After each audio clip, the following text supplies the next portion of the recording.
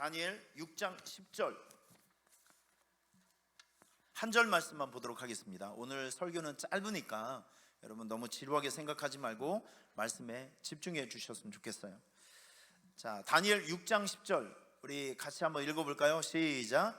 다니엘이 이 조서에 왕의 도장이 찍힌 것을 알고도 자기 집에 돌아가서 윗방에 올라가 예루살렘으로 향한 창문을 열고 전에 하던 대로 하루 3번씩 무릎을 꿇고 기도하며 그의 하나님께 감사하였더라. 아멘. 여러분 한번 따라해 보실래요? 감사의 현장에 기적이 나타난다. 시편 36편을 보면 26가지 감사가 나와요. 26가지. 근데 이 시편 36편을 쭉 읽다 보면 거기에 나오는 감사의 몇 가지 특징이 나오더라고요. 그 첫 번째가 시편 136편에는 감사가 굉장히 구체적입니다. 그 감사는 굉장히 적극적이고, 그리고 똑같은 감사가 또 반복적이기도 합니다. 그리고 의지적이고 상당히 미래지향적인 감사가 나오고 있어요. 그러니까 우리가 하나님 앞에 밥 먹듯이 해야 될 감사가 무엇이냐면, 감사는 여러분 구체적이어야 합니다. 그리고 항상 적극적이어야 하고 반복적이어야 하고 미래지향적이어야 합니다. 여러분 그런 감사를 하나님 앞에 올려드렸으면 좋겠어요. 저는 이제 주일이 되면 저 나름대로 루틴이 있어요. 새벽에 일찍 일어나서 이 설교 준비한 것을 계속 준비하면서, 그리고 마지막으로 제가 하는 일이 무엇이냐면 성전을 이렇게 와요. 성전을 와서 말씀을 들고 제 마음에, 하나님 제가 조금 있으면 이 말씀을 전하게 되는데 이 말씀이 우리 성도들 마음속 구석구석을 영향을 끼치고 은혜를 끼치고 양식이 되는 말씀이 되게 하옵소서. 혼자 별짓을 다 한다니까. 주여, 이 본문을 흔들기도 하고 왔다 갔다 하기도 하면서, 그리고 주차장을 밟으면서 하나님 오늘 이곳에 우리 성도들이 많이 주차를 하게 되는데 주차하다가 싸움박질하지 않게 하여 주시고, 하여튼간 돌아다니면서 이 땅을 밟으면서 제 마음을 이렇게 하나님께 좀 보여드리는 거예요. 근데 오늘도 새벽에 일찍 저기 내려가서 가만히 묵상을 해보니까 이런 마음이 제 마음속에 생각이 되더라고요. 나의 나됨은 주님의 은혜라. 여러분 동의할 수 있나요? 여기까지 온 거, 지금까지 내가 누리고 살아가는 거, 지금에 있는 나, 지금에 있는 여러분의 모습, 지금에 있는 위치, 여기까지 도착하는데 가장 결정적인 도움이 되고 가장 결정적인 힘은 주님의 은혜입니다. 이건 누구도 부인할 수 없는 거예요. 나의 나됨은 주님의 은혜라. 지난 1년의 삶을 이렇게 지나가다 보면, 생각을 해보면 하나님의 도움이 없으면 넘지 못할 산들이 너무 많이 있었어요. 저도 그렇고 여러분들도 그래요. 그래서 우리가 오늘 이 시간에 이런 개인사를 한번 생각해 보면서, 이 시대적인 역사를 한번 생각해 보면서 우리가 하나님 앞에 마음을 모아서 진정성 있는 감사를 하나님 앞에 올려드렸으면 좋겠어요. 그래서 감사는 우리의 의무이자 축복의 순간이라는 것을 꼭 기억해 주시길 바랍니다. 여러분, 그런데 성경 보면 하나님께서 우리에게 말씀을 통해서 계속 권면해 주는 것이 있어요. 하지 마라, 하라. 하지 말라는 것도 우리를 위한 말씀이고 하라는 것도 우리를 위한 말씀이에요. 왜냐하면 하나님께서 하지 말라고 하는 것을 안 하게 되면 거기에 또 유의감이 생기고요, 하나님께서 하라고 하는 것을 하게 되면 하나님의 복을 받게 되어 있습니다. 여러분 성경을 보면 하나님께서 우리에게 교훈해 주는 것, 항상 감사하는 사람이 되라, 이걸 우리에게 가르쳐 주고 있거든요.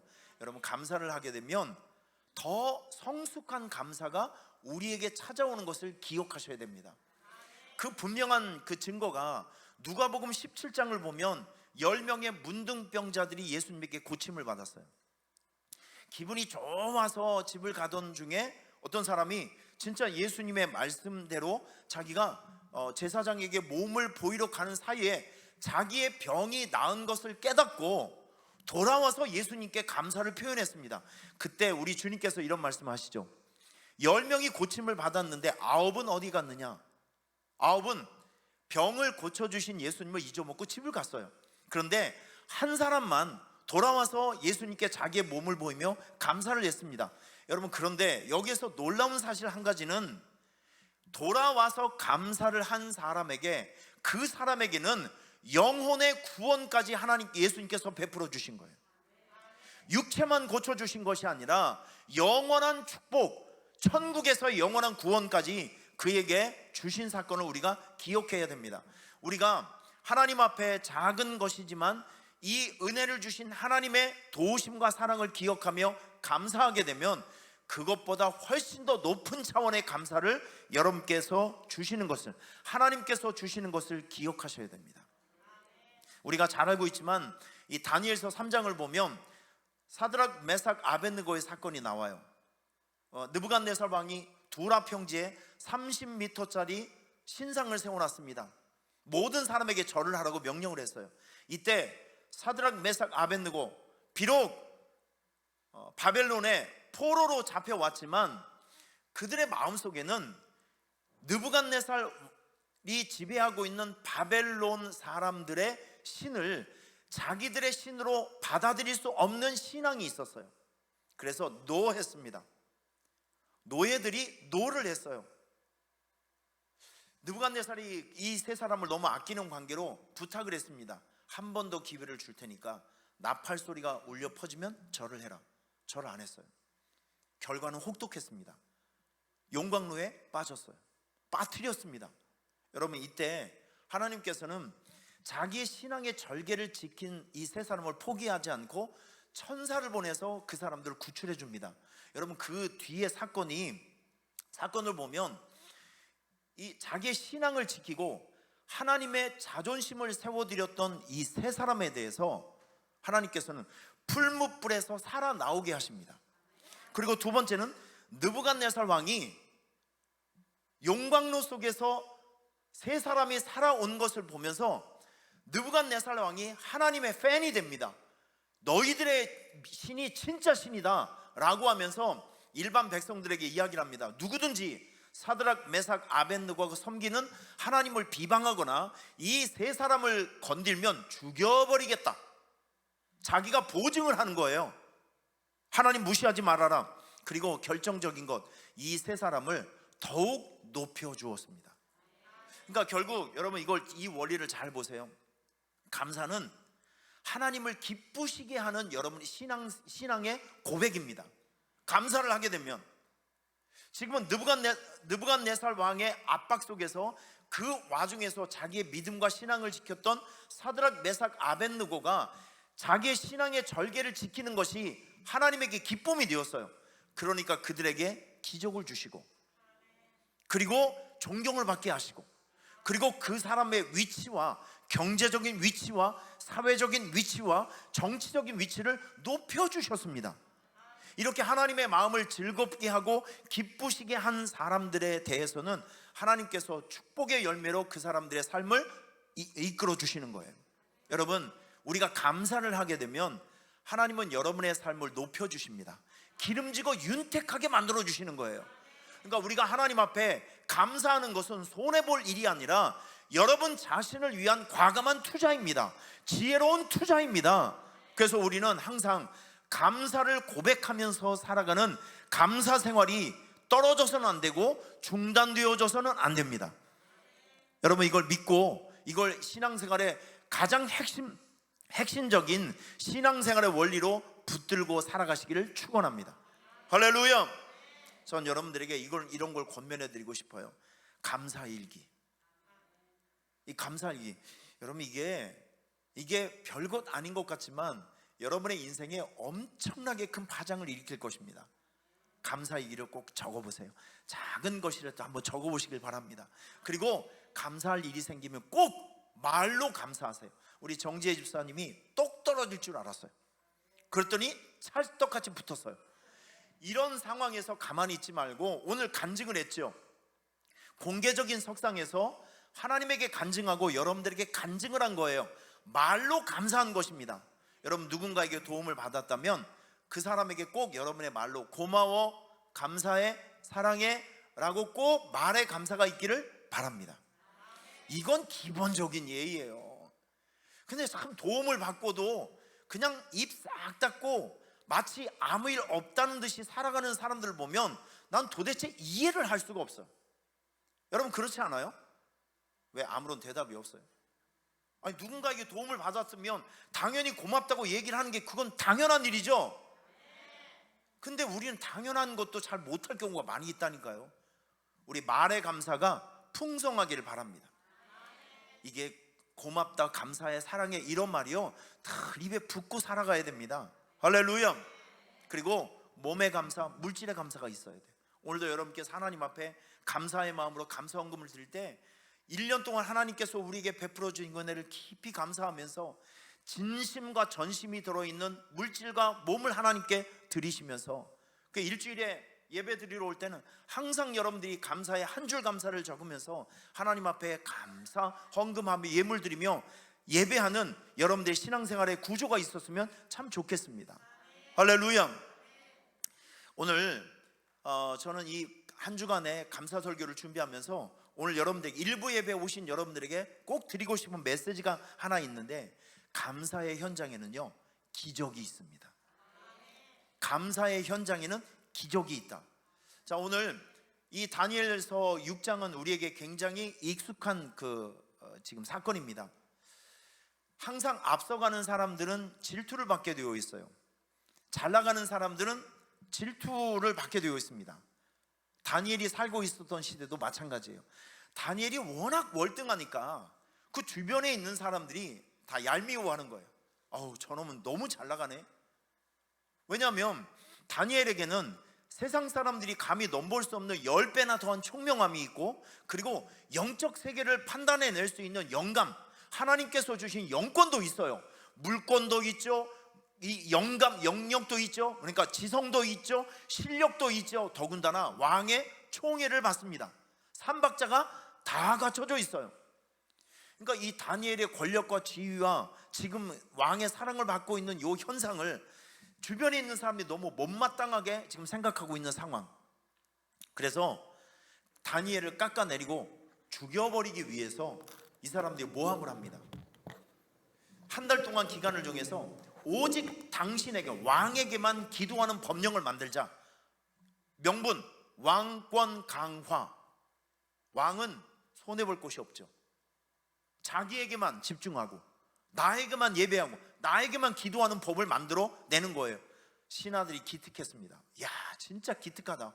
어쩌면 너희들이 이렇게 기가 막힌 것을 만들어냈니? 라고 하면서 오케이, 왕의 도장을 찍었습니다.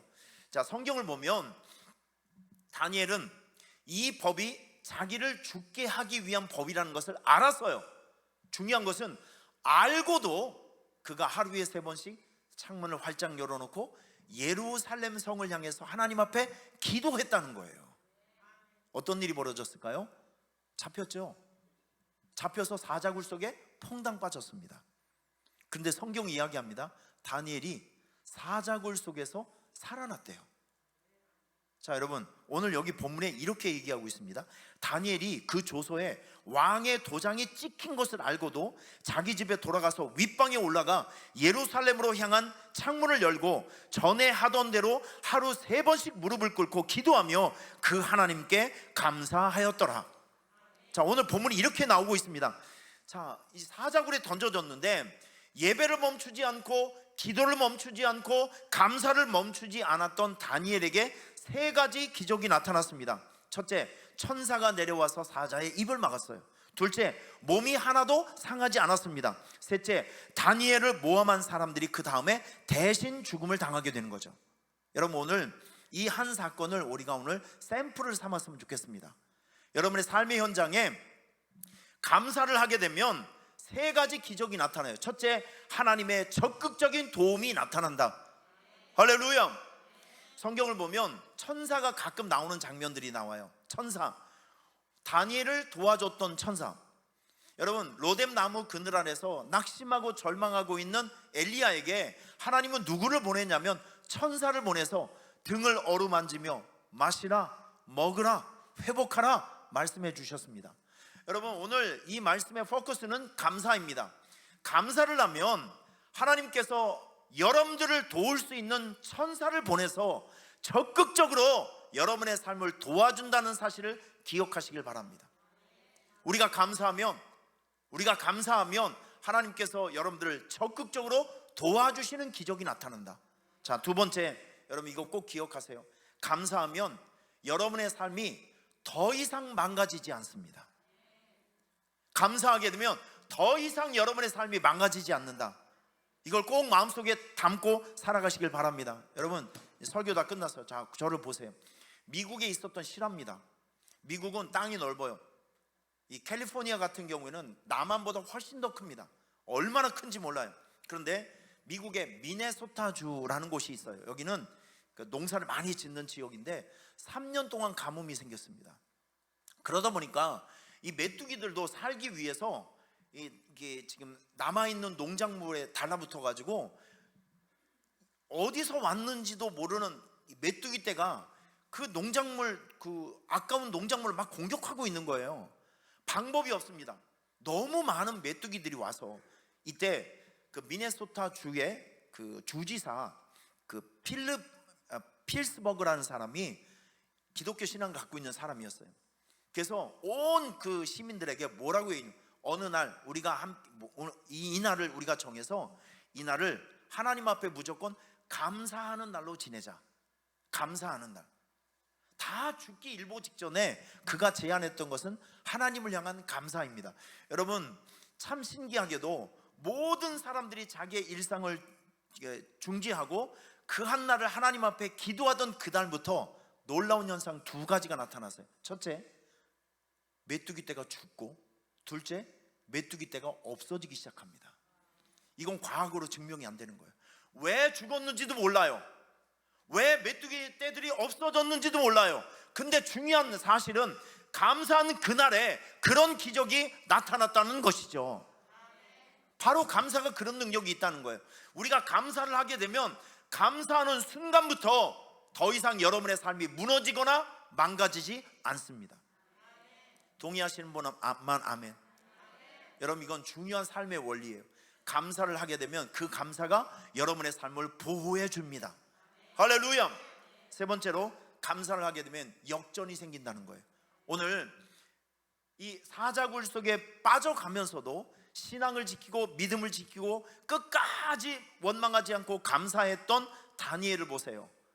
그가 사자굴 속에 빠졌지만 하나님께서 천사를 보내서 사자 입을 틀어막았습니다. 그리고 사자굴 속에서 나오게 되자 왕은 깨달은 거예요. 옆에 있는 요놈들이 다니엘을 모함해서 죽이려고 했구나. 그래서 그 사람들을 오히려 사자굴 속에서 집어넣고 심판을 해버립니다. 오히려 역전이 된 것이죠. 다니엘은 살고 모함했던 사람들은 죽고.